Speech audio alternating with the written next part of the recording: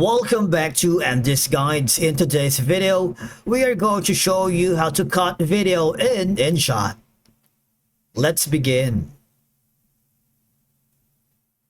Now, the first thing that you need to do, if you haven't already, just click on the Get InShot, and from here, just follow the on-screen instructions and you're good to go.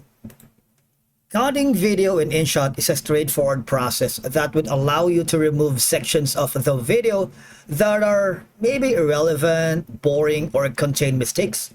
So improving the overall quality of your content is by cutting your video if it's too long. Alright, now all I'm going to do is click on the video button here and let's create a new one. Now you see at the bottom, this is going to be your video layer.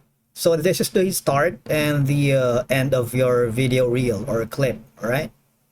Now for you to be able to cut it, you need to swipe these options here where you can see the split or the pre cutout. There you go. There's the cutout.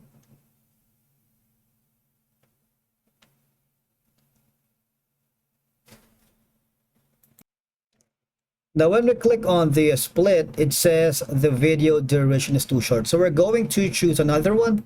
Now, when we get a longer video, you see there's a pre-cut option and it has a scissors emoji or icon. So it's a lot easier for you to search for it. When you do that, you have an option to trim here. If you wanted, you can click on check, or you can simply cut and go to the section or the clip of the video you wanted to cut, or of course split. But of course we're going to cut the video from here in this side.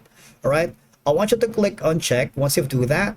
All right, so now cutting allows you to remove any awkward pauses or transitions, resulting in a smoother flow and a more professional final product.